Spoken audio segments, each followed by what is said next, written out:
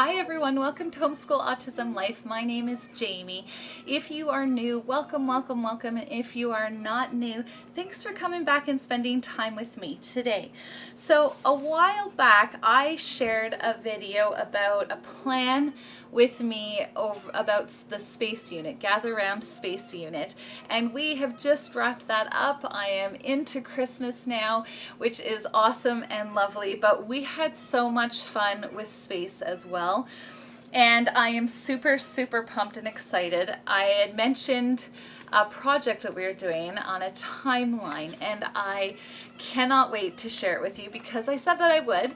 And if you are like, oh, boring, that would feel free to skip this one. But for those of you space junkies like myself, I hope you enjoy our Space Race and Beyond project by Sienna and Inara.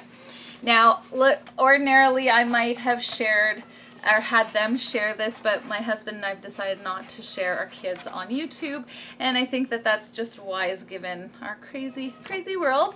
But I thought that I would share the awesomeness that is this. So one of the things that I loved about this was that the top portion of this is family pictures. So it lets our kids know when family members were alive, when they were alive, when mommy was alive, so that they kind of have an idea of what this looks like. Did this happen in ancient history, or did this happen during mommy's lifetime or grandpa's lifetime? Grandpa's. And I am super pumped to say that it really, really helped crystallize to them just the time frame that we're talking about.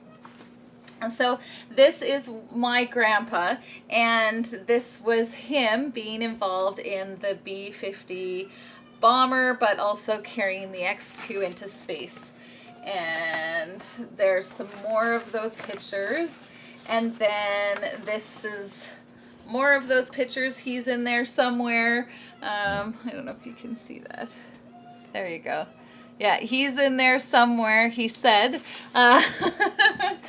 And so it was great. So then the next part of this, because that was when NASA was NACA with a C, not an S.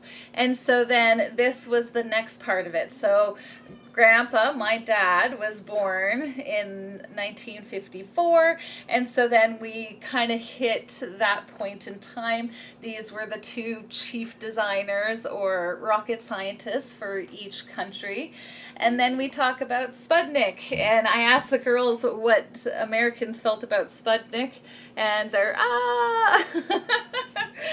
And so then I went through and I wrote all of the dates up on the top, and I don't know if you can see them super well, but the dates are there for Laika and the one that came back from Earth, the Explorer 1, and the first picture of Earth satellite.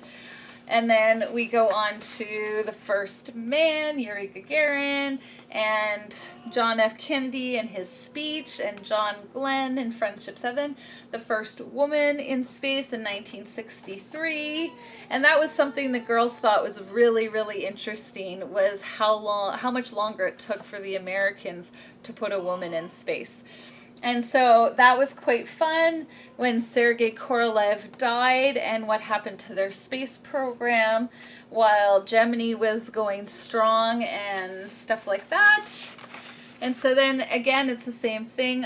We shared about Apollo 1 and the fire, and then the moon landing. And I had never seen this picture before, and I thought it was so awesome. So we had to put that one on. Apollo 13, which is Mama's favorite movie. We had to put that one on and watch it. And then the Sky Lab. And how much Russians can take their technology and make it last and last and last, we thought was very interesting. The first American in space, the Shuttle program. Stay, buddy. And then we did put the dates on when the two shuttles had their accidents and were no longer running. Krista McAuliffe and we shared this picture because my daughter read his wife's book, and so I wanted that one. Then USSR became Russia, so that was the flag for that. John Glenn, when he was 77, when he went into space. Stace, sorry, buddy. And the International Space Station. And did you know it's still being built? I did not know that. And so then we also, Stace, buddy, Stace. And then we continued on. So the years my children were born, lots and lots of ISS missions, I said. And the Russian Soyuz still flying. And all the way through to SpaceX and Darian, Stace. They're shooting the car off into the sun, and then just the most recent launch right there. So I loved this project. It was really quite simple to do. There was quite a lot of prep, but I am so thankful and happy that I did put the work in, because my kids could see. They built little rockets with this DACE unit.